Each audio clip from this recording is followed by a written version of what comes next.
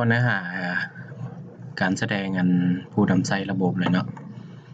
รูทเราได้เฮ็ดออกมาแล้วเนาะวันนี้เราก็ไปสร้างต่อก็คือ user เนาะข้าพเจ้าจะเอาไปไว้ใน setting คือเก่าเนาะuser เด้อ คือ folder user อันนี้ข้าพเจ้าก็สร้างเพิ่มกันมาเป็น index เนาะ index.blade.php เนาะ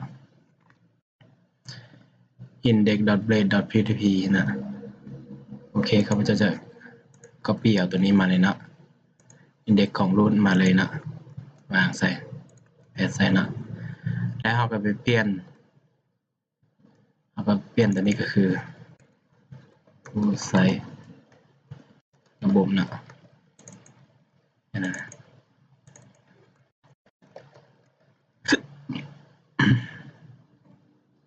เพิ่มใหม่นี่ไปคือเก่าเนาะเราจะไปเอิ้นหาตัวนี้เราจะไปเอิ้นหา user เด้อนะเอาไปเพิ่ม เดี๋ยวจะไปเพิ่มก็ได้เนาะเราจะเปลี่ยนจาก root เนี่ยไปเป็น user หมดเนาะ copy เปลี่ยนมาเลยซะนะตัวใดที่มันเป็นโอเคคือใน user เขาจะมีหลายอย่างเนาะแล้วเราจะเอาไปแสดงขึ้นกับ name phone email เนาะ address password บ่แสดงกันได้กับ root id พอเนาะมีชื่อผู้ใช้สมมุตินะ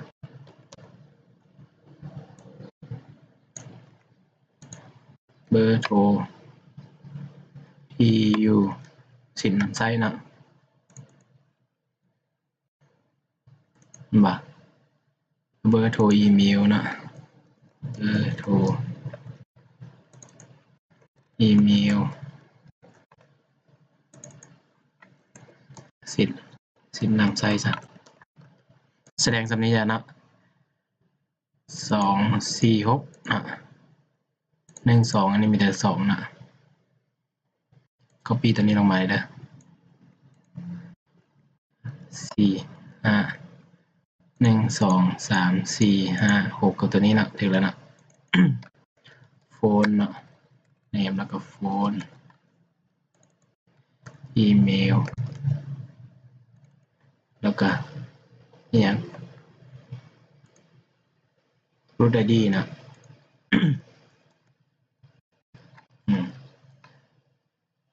address เอาขึ้นบ่จะเอาขึ้นก็เอาขึ้นเนาะบ่เป็นหยังนะแล้วเราก็ไปสร้างคอนโทรลเลอร์ให้มันอีกเนาะ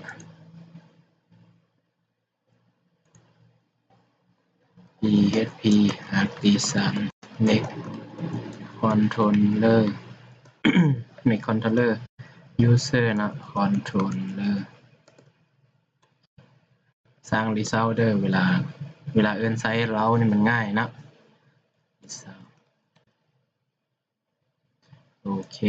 หลังจากนั้นเราก็มาเพิ่มเราให้ copy ตัวนี้เลยก็ได้นะ root แล้วก็ user ซะต่อมานี่ user แบบอันนี้เลย user controller นะอันนี้เราก็เปลี่ยน copy เอาแล้วก็เปลี่ยนเลยนะมันจะไวนะ user controller เขาเด้เราจะไปเอิ้นหา view เนาะ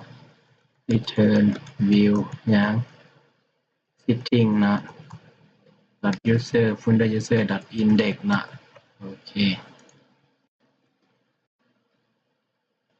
นี่เนาะ user index เนาะแล้วอยู่ในที่เมนู layout เนาะเราก็ไปเพิ่มอีกเมนู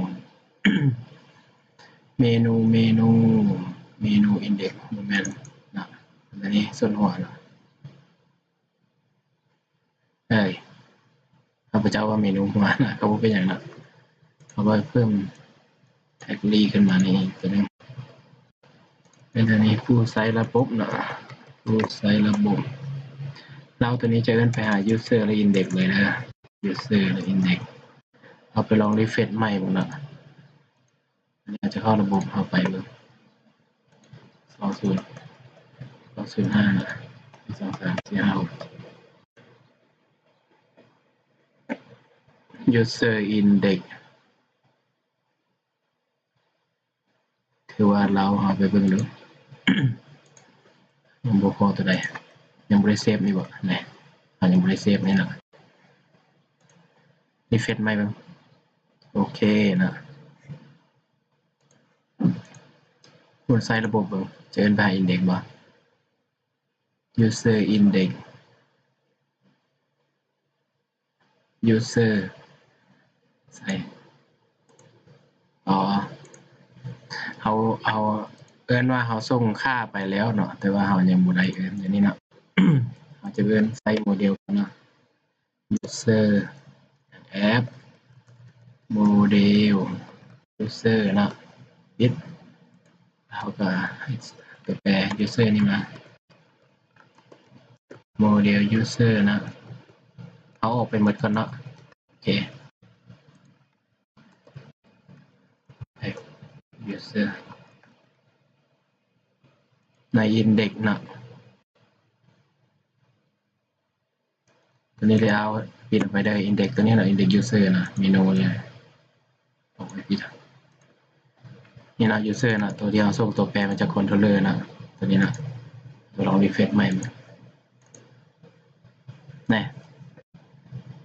มา มันจะมาเนาะแล้วสินนำไซต์นี่เด้ตัวนี้มันจะเกี่ยวพันถึงกันถ้าเราจะแสดงงานรายชื่อคือสิทธิ์เราจะมีแอดมินแมเนเจอร์แอดยูเซอร์ก็ได้ตัวนี้มันเราจะไปเขียนเพิ่มอยู่ในโมเดลอีกเด้อมันเป็นตารางสัมพันธ์แล้วเนาะอยู่ในโมเดลยูเซอร์นะนี่นะเขียนเพิ่มอยู่นี่ เราก็ไปเขียนฟังก์ชันเพิ่มอยู่นี่เป็นมัน public function public function ตัวนี้เราจะแสดงเป็นเป็น root name เนาะง่ายๆนี่เราก็ return เขียนอันนี้ได้ list ตัวนี้มันตัดตารางเชิงสัมพันธ์ได้ belong to เนาะเขียนไปตามข้าพเจ้าก่อนเนาะเราจึงจะอธิบาย app model root บ่เราจะเชื่อมสัมพันธ์หา root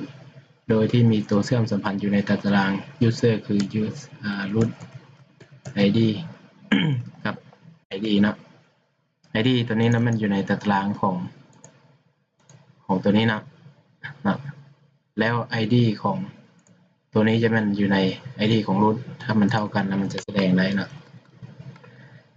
คือใน Laravel มันจะมีรูปแบบเขียนอันตัวเชิงสัมพันธ์คือ belong to เนาะ had one had many อย่างต่างๆเนาะ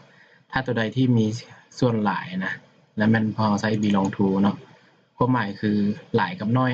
หลายกับ1นะตัวนี้พวกท่านจะเข้าใจดีนะเกี่ยวกับเรื่องตารางเชิงสัมพันธ์นะพระเจ้าจะบอกว่าคืนนะ แล้วมันจะมีข้อมูลศึกษาอยู่ในอัน ในของเว็บ Laravel นำเนาะตัวนี้นี่นะอยู่ในดัตเตอร์เบสนะตัวนี้นะนี่นะ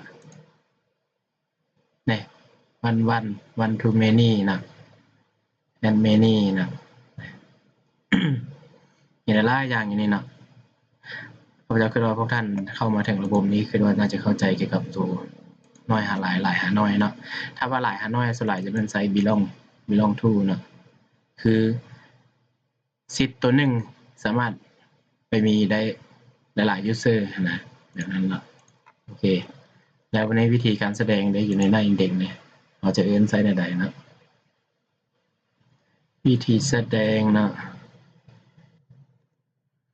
ตัวนี้เราจะเอิ้นตรงหา root id เนาะแต่ว่าเขาจะมีตัวเชื่อมสัมพันธ์อยู่โมเดลแล้วเนาะถ้าตัวใดมีเชื่อมสัมพันธ์แล้วมันเรามาเขียนฟังก์ชันเพิ่มอยู่ในโมเดลนี้เนาะหลังจากนั้นเราก็ไปเอิ้นไซส์ก็คือเราจะเอิ้นไปหา root name ก่อนเนาะแล้วมันจะเข้าใจเองเนาะแล้วเขาจะเอาอย่างมาแสดงมี name เนาะอยู่ในอัน ตารางของ root เนี่ยมันจะมี name เนาะถ้าตัวใดเท่า id ของตัวนี้มันจะเอาตัวนั้นมาแสดงเนาะไปลองดีเฟนใหม่เนาะเซฟก่อนเด้อเซฟก่อนก็ลองดีเฟนใหม่เนาะใส่โปรแกรมอันนี้นะเห็นนะ สิทธิ์แอดมินเลยเนาะให้เขาจะปิดแล้วกันนะมันอย่างไรก่อนนะ ตัวอย่างเราไปเราทดลองเปลี่ยนอยู่ใน user คือรูท ID เราเป็น2มันต้องออก manager ออกมาเนาะรีเฟรชใหม่เดี๋ยวแล้วเห็นนะแล้ววันนี้ต่อไปเราจะได้เขียนหลายๆเนาะอยู่ในตัวจำพวกเชิงสัมพันธ์เนี่ยเนาะตารางสัมพันธ์กันเนี่ยเนาะอันนี้ข้าพเจ้าไปเปลี่ยนสิทธิ์คืนนี้กันนะโอเคเนาะเดี๋ยววิดีโอนี้จบสำนี้ก่อนเนาะขอบใจ